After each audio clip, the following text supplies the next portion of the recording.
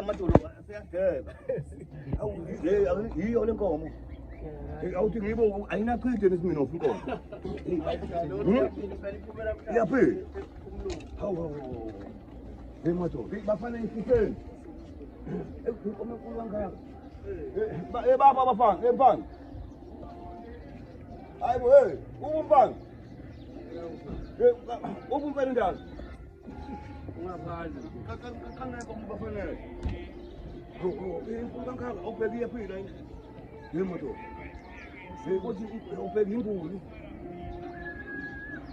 Ewathatha ukufuna ufuna ngekhathi phela hayi umkhuluma balango kahle naye ufuna ilethe kimi inkomo ekhaya. Oh ufanele lethe kuwe Ezobonga ukuthi ngamdumisa phela ngacula ngayilo wayengaziwanda umkhuluma balango. Hey mkhuba ube phuma lo wayengaziwanda ubani chabe ngangifakazela impela nje athi bengangifakazela abantu abakhona. Naye ufuna ilethe kimi ekhaya inkomo. Nami ngithi ngizobonga uyagqilaza la. Mina ngiyivuma iqiniso ukuthi kahle lento ngayithatha phi yavela kuphi kanjani. Abantu beqala ukungirealize manje kodwa bakuvela ngokuthi uyagqilaza ngicela ukulingisela. Ase ngenza ubuciko bami ngenza ingoma ngafaka ukukhuluma balengo. Hawu. Kanti mfana kanti cha umabalengo ngisakwe ngumkhulu ngumfolo. Ayimkhulu ezothangisa wena. Iyo le nkomo lena yinguni lento. Abafana bayibambile ibilo ukuthi sivele yathamba lapha kimi. Ngoyithi igama ke le nkomo lenkomo. Angoyithi igama ngeke ngibe ngithi ngeke siminofu lenkomo. Ngoyithi igama ngothi usmira. Bafana manyelusa nya. Alothi hey smira. Smira men. Yobheke bafana ubheke inkomo imali imoto ekuguma ubheke ifi yathamba ukuthi yo ikoti asminofu mfana iyobheka. Bisengokeza ngiyabona suka iyogeza. Futhi ibisipa zesapho. Cha biyophathiswa inkinga zakho ingabe safika ngokwinkinga. Isho phela lena kuminofu. Into eyenziwe usminofu kube into engajwayelekile futhi kuvele kwamayonke nje into ekhaya. Kunabantu lapha senginamahloni ngabasuka ko Cape Town abantu abanye basuka ko Zimbabwe lengakubo Mgabi abanye basuka ko Goli. Kumile nje imoto kwanibona zingxaka ekhaya. Uvele nje usminofu wamisa yonke nje manje into elunganini kwaGudluza ungene.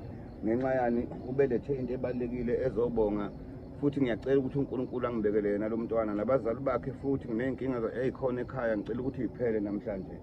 Ngiyacela ukuthi ingilozi zonke nomkhulu bakhe nokhokho bakhe ngoba lento azoyenza la ekhaya izomphumelelisa.